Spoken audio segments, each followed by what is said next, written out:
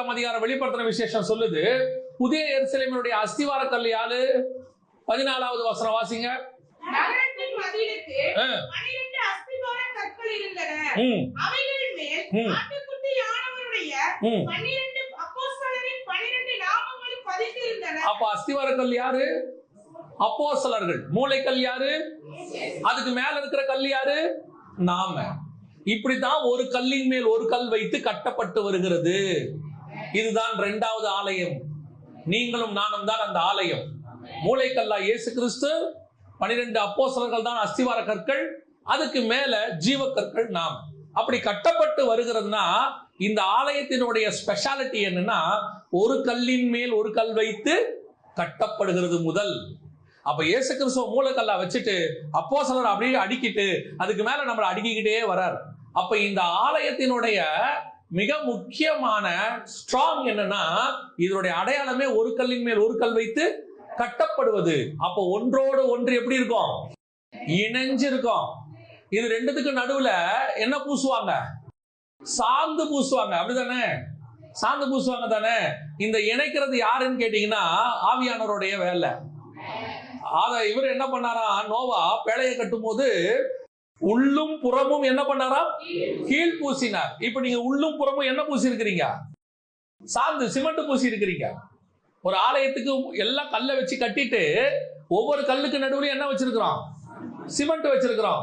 ஒவ்வொரு கல்லுக்கு இந்த பக்கமும் அந்த பக்கமும் என்ன பண்றோம்? சிமெண்ட் பூசுறோம். ஆனா நோவா எப்படி பூசினாரா?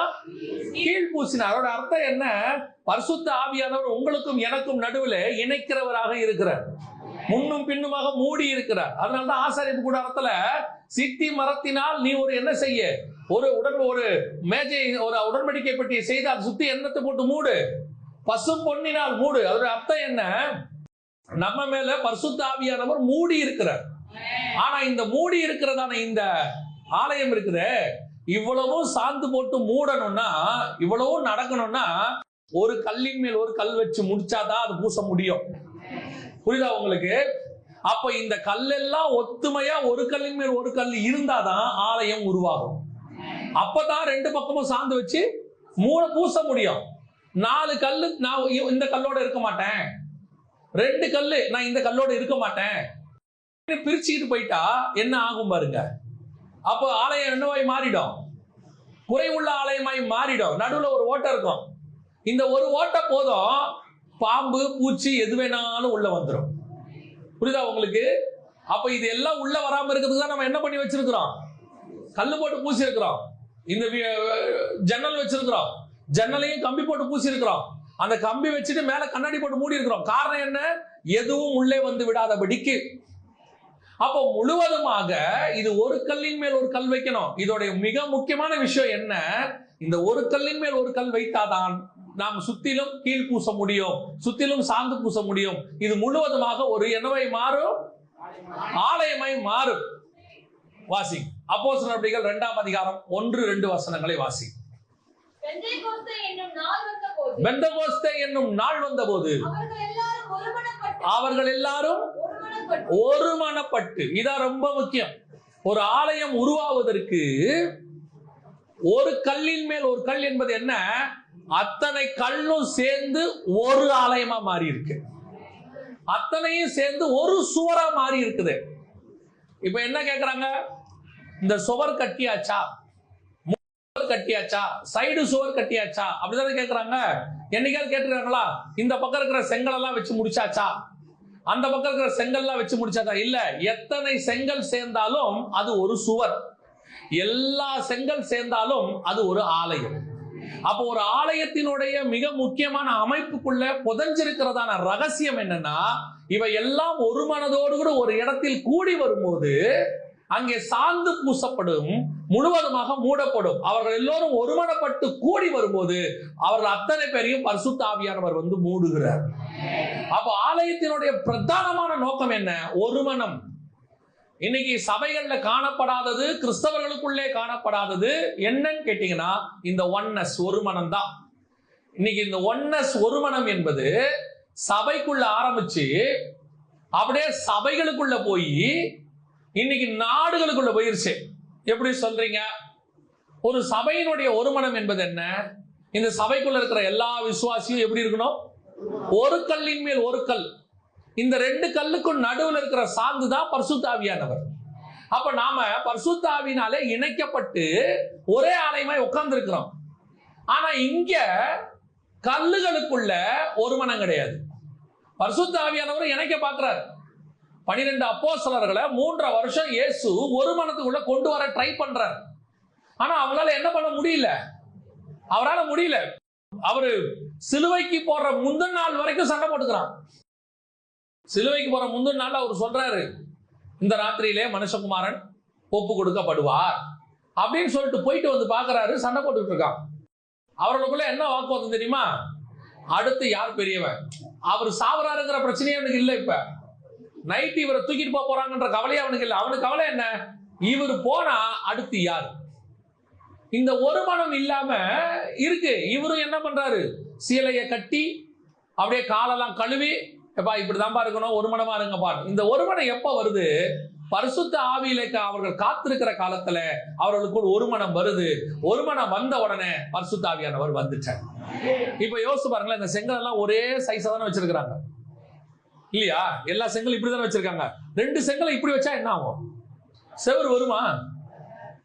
இப்படியே அடிக்கிட்டு இருக்க செங்கல் 2 செங்கல் இப்படி ஆயிடுச்சுன்னா வராது. எல்லாம் ஒரே வியூ, ஒரே டைரக்ஷன், ஒரே காரியத்தை செஞ்சா மட்டும்தான் ஆலயம் உருவாகும். ஒரு கல்லின் மேல் ஒரு கல் வைக்க முடியும். இன்னைக்கு சபை எப்படி இருக்குது? ஒரு மனம் இல்லாமல் கிடக்கு. எப்படி சீஷர்கள் இயேசு கிட்ட உட்கார்ந்து இருந்தானோ எல்லாம் அழைக்கப்பட்டது தான். எல்லாம் அழைக்கப்பட்ட சீஷர்கள் தான், முன்குறிக்கப்பட்டவங்க தான். ஆனா சபை எப்படி இருக்குது? ஒரு மனம் இல்லாம இருக்கு. இந்த ஒரு மனம் இல்லாம இருக்கிறதுக்கு என்ன காரணம் தெரியுமா? உங்களுக்கு முதல்ல இது எங்க ஆரம்பிக்கணும் தெரியுமா? ஒரு மனம் எங்க ஆரம்பிக்கணும் தெரியுமா? வீட்டுல ஆரம்பிக்கணும். வீட்டுல ஒரு மனமா இருக்கிறவன் தான் எங்க ஒரு மனமா இருப்பான்? சபையில ஒரு மனமா இருப்பான். அப்ப வீட்டுல ஆரம்பிச்சாதான் ஒரு மனம் எங்க வரும்?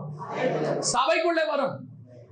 அப்ப வீட்லயே ஒரு மனம் வரணும். அங்க ஜெபம் பண்ணணும். ஆண்டவரே எங்க மொத்தமே 4 பேரு, 4 பேருக்குள்ள ஒரு மனம் வரணும். என்ன இருக்கு? ஒரு குடும்பத்துல மிஞ்சி போச்சுன்னா 4, அப்படியே மிஞ்சி போச்சுன்னா 5, மேக்சிமம் 6. இவ்வளவு ஒரு 6 பேர் இருக்கிற குடும்பத்துக்குள்ளேயே சமாதானம் வரலையே, 60 பேர் இருக்கிற சபைக்குள்ள எப்படி வரும்? 600 பேர் இருக்கிற சபைக்குள்ள எப்படி வரும்? அப்ப ஒரு மனம் என்பது குடும்பத்தில் ஆரம்பிக்கணும். அங்க ஆரம்பிச்சாதான் எங்க வரும்? சபைக்குள்ள வரும். சபைக்குள்ள வந்தாதான் சபைகளுக்கு உள்ளே வரும். எல்லா சபைக்குள்ளேயும் வரும். குடும்பத்துக்குள்ள இருக்கிற சண்டை சபைக்குள்ள இருக்கு, சபைக்குள்ள இருக்கிற சண்டை சபைகளுக்குள்ள இருக்கு. இன்னைக்கு அந்த ஒரு மனம் எங்க இல்ல? சபைகளுக்குள்ள இல்ல. கவனிச்சு கொள்ளுங்கள். ஒரு கல்லின் மேல் ஒரு கல், ஒரு மனம் இருந்தால் மட்டுமே ஆலயத்தில் மகிமை தங்கி இருக்கும். அந்த ஆலயம் ஒரு கல்லின் மேல் ஒரு கல் கட்டப்படாமல் இருக்குமானால் அங்கே மகிமை தங்கி இருக்காது. ஆண்டவர் ஆலயத்தை கட்டும் போதே அப்படித்தான். அப்படியே ஃபர்ஸ்ட் ஒரு 3 பேரை கூப்பிடுறாரு. நீங்க ஆண்டவர் அந்த சர்ச்சை ஃபார்ம் பண்ற விதத்தை பாருங்க, ரொம்ப அழகா இருக்கும். அவர் அப்படியே வனாந்தரத்தை தனியா நிக்கிறார். ஃபர்ஸ்ட் யோர்தான்ல ஞானஸ்நானம் எடுத்த உடனே, அப்புறம் அந்திரேயா வரார். அந்திரேயாவும் யோவானும் வராங்க. அவங்க போய் பேதுருவை கூப்பிட்டு வராங்க. அந்திரேயா போய் பேதுருவை கூப்பிட்டு வராரு. அப்புறம் 12 அப்போஸ்தலர்கள் வராங்க. அப்புறம் 70 பேர் வராங்க. அடுத்து 120 பேர் வராங்க. அடுத்து 500 பேர் வராங்க. அடுத்து 5000 பேர், 3000 பேர். எப்படி சர்ச் எக்ஸ்பெண்ட் ஆகுது பாருங்க. இதுதான் கர்த்தருடைய பிளான். ஒருத்தர் வச்சு ஒருத்தர் வச்சு ஒருத்தர். இந்த ஒரு மனம் தான் எல்லாத்தையும் உருவாக்குது. அப்ப இந்த ஒரு மனதோடு கூட சபை என்ன செய்யணும்? கட்டப்படணும். இன்னொன்னு தெரிஞ்சுக்கொள்ளுங்க, நாம அத்தனை பேருமே இயேசுவின் ரத்தத்தால கழுவப்பட்டு ஒரே விலை கிரயம் கொடுத்து வாங்கப்பட்டவர்கள். இங்க யாரும் மேல கீழேயே கிடையாது. ஒருத்தனுக்கும் மைண்ட்ல என்ன இருக்கு தெரியுமா? அவனை விட நான் பெரியவன், என்னை விட அவர் சின்னவரு. அது கேஸ்ட் விஷயத்துல இருக்குதோ, பண விஷயத்துல இருக்குதோ, படிப்புல இருக்கோ, அந்தஸ்து இருக்கோ, அதெல்லாம் சர்ச்சுக்கு வெளியே. இங்க பாருங்க, நீங்க போயிட்டு இப்போ இந்த சர்ச்சு கட்டத்துக்கு செங்கல் வாங்கி இருப்பாங்க. செங்கல் வாங்கும் போது எல்லா செங்கலுக்கும் ஒரு விலை தான். கரெக்ட் தானே? எல்லா செங்கலுக்கும் ஒரே விலை தான். ஆனா அதுல ஒரு செங்கல் புல்பீட்டுக்கு வச்சிருக்காங்க. கீழே புல்பீட்டு செங்கல் தானே வச்சிருக்காங்க. ஒரு செங்கல் வாசப்படிக்கு வச்சிருக்காங்க. இப்ப வாசப்படிக்கு இருக்கிற செங்கலுக்கும் புல்பீட்ல இருக்கிற செங்கலுக்கும் விலை வித்தியாசம் இருக்குதா? இல்லதானே? ஒரே இடத்துல மிதிச்சாங்க, ஒரே இடத்துல செஞ்சாங்க, ஒரே காசு கொடுத்து லாரியில ஏத்தனாங்க. கொண்டு வந்து இறக்கும் போது அதுக்கு ஒரே ரேட்டு தான் கொடுத்தாங்க. அப்ப நாம அத்தனை பேருமே சபைக்குள்ள ஒரே விலைக்கிரயத்தால் வாங்கப்பட்டவர்கள். இங்க எல்லா செங்கலும் ஒரே செங்கல் தான், எல்லா ஜீவக்கற்களும் ஒரே ஜீவக்கற்கள் தான். அப்ப இங்க வேற எந்த வித்தியாசத்துக்கும் இங்க இடமே கிடையாது. கொடுத்து வாங்கும் போது கர்த்தர் ஒரே காசு தான் கொடுத்திருக்காரு. அதுல ஒரு செங்கல் வாசல்ல இருக்கும், ஒரு செங்கல் எங்க இருக்கும், பலிபீடத்துல இருக்கும், ஒரு செங்கல் இங்க இருக்கும், ஒரு செங்கல் சைடுல இருக்கும். அப்ப இந்த வாசப்படியில இருக்கிற செங்கல் என்ன நினைக்க கூடாது, எல்லாரும் என்னை மிதிச்சுட்டு போறாங்க. ஆனா அந்த புல்பீட்ல பாருங்க, அபிஷேகம் பண்ணப்பட்டவங்க எல்லாம் நிக்கிறாங்க. என்னை மரியாதை இல்லாம கொண்டு வந்து வாசல்ல வச்சுட்டாங்க. இல்லைங்க, இந்த எல்லாரும் சேர்ந்தாதான் ஒரு ஆலயம். இந்த ஆலயத்துல ஒவ்வொருத்தருக்கும் ஆண்டவர் ஒரு ஒரு பார்ட் வச்சிருக்கிறார். இந்த ஆசாரிப்பு கூடாரத்துல பலிபீடத்துக்கு வெளியே ஒண்ணு இருக்கும், பரிசுத்த ஸ்தலத்துக்கு உள்ள ஒண்ணு இருக்கும். வெளியே இருக்கிறதுக்கும் உள்ள இருக்கிறதுக்கும் எந்த வித்தியாசமும் இல்லை. எல்லாம் சேர்ந்தாதான் என்னது ஆசரிப்பு கூடாரம், ஆலயம். இதுல உங்களை இங்க குறைச்சு மதிப்பிடுறதுக்கு என்ன இருக்குது? இங்க இருக்கிறவங்க யார் உங்களை எப்படி பாக்குறாங்கிறது முக்கியமே இல்லை. உங்களை கர்த்தர் எப்படி பாக்குறாருன்னு பாருங்க. நம்ம அத்தனை பேரையும் கர்த்தர் ஒரே விலைக்கிரயத்தில் வாங்கி இருக்கு. அவன் சொல்லிட்டு போட்டோம், அவன் என்ன வேணா சொல்லிட்டு போட்டான். நம்ம படிப்பை வச்சு, நம்மளுடைய வேலையை வச்சு, அந்தஸ்தை வச்சு, அல்லது நாம கொஞ்சம் வருமானத்துல குறைவா இருக்கிறத வச்சு நம்மள அவங்க பார்க்கிற பார்வை வேறையா இருந்துட்டு போட்டோம். ஆனா கர்த்தருடைய பார்வையில நாம அத்தனை பேருமே ஒரே செங்கல் தான், ஒரே ஜீவ கற்கள் தான். பரலோகத்துல பாகுபாடே கிடையாது. இப்ப யோசிச்சு பாருங்களேன், ஒரு ரோட்ல பழம் விற்கிறவர்னு வச்சுக்கோங்க. அதே நேரத்துல ஒரு ஐடி கம்பெனில ஒருத்தர் வேலை செய்யறாருன்னு வச்சுக்கோங்க. இப்ப ஐடி கம்பெனில வேலை செய்யறவர் ரோட்ல பழம் விற்கிறவரை பார்த்தா எப்படி பேசுவாரு இல்லையா? ஐடி கம்பெனில வேலை செய்யும் போது அவரை பார்த்து சாரும்பாங்க. சார் குட் மார்னிங் சார் அப்படிம்பாரு. என்னைக்காவது பழக்காரர்கிட்ட போயிட்டு குட் மார்னிங் சார் சொல்லியிருக்கீங்களா? என்னப்பா வேலை? இந்த பேச்சிலேயே டிஃபரன்ஸ் இருக்குல்ல. அப்ப இந்த பழக்காரருக்கும் ஐடி காரருக்கும் என்ன இருக்குது? வித்தியாசம் இருக்கு. ஆனா இப்ப யோசித்து பாருங்க, தேவன் செலக்ட் பண்ண ஒரு ஆளு மீன்காரர், மீன் பிடிக்கிறவர். இன்னொரு ஆளு அப்பாவுக்கு வளர்ப்பின்றவர் கூட. ஆனா இங்கத்தான் அவர் மீன் பிடிக்கிறவர், ஆனா பரலோகத்துல அவர் நியாயம் தீர்க்கிறவர். ஆண்டவர் சொல்றார் 12 பேரை பார்த்து, நீங்கள் இஸ்ரவேல் கோத்திரம் அனைத்தையும் நியாயம் தீர்க்கிறவர்களாய் உட்கார்ந்திருப்பீர்கள். அப்ப இங்க மீன் பிடிக்கிறான்றதுக்காக பரலோகத்துல அவனுக்கு ஸ்டேட்டஸ் கம்மி கிடையாது. இங்க நீ என்ன வேணாலும் இருந்துட்டு போ, பரலோகத்தில் நம்ம அத்தனை பேருக்கும் ஒரே ஸ்டேட்டஸை கர்த்தர் வச்சிருக்கோம். அதோட வியூல தான் நீங்க பார்க்கணும், ஒரு ஆளை அந்த வியூல பார்க்கணும். இங்க நீங்க அந்த ஆளுடைய வேலையை வச்சு, அந்தஸ்தை வச்சு, ஜாதியை வச்சு பாத்திய தொலைஞ்சிய கதை அவ்வளவுதான். ஆண்டவர் உங்களை பரிதாபமா பார்ப்பார். ஏன்? பரலோகத்தில் அவன் மேல இருக்கிற திட்டம் வேறு, கர்த்தர் வேற ஒண்ணு வச்சிருக்கிறாரு. இங்க அவர் மீன் பிடிக்கிறவரா இருந்துட்டு போறாரு, பழம் விற்கிறவரா இருந்துட்டு போறாரு, யார வேணாலும் இருக்கட்டும். ஆனா ஒண்ணு மட்டும், நீங்கள் ஆகாததென்று தள்ளுகிற கல்லே ஒரு நாள் தலைக்கு மூளைக்கல்லாக மாறும்.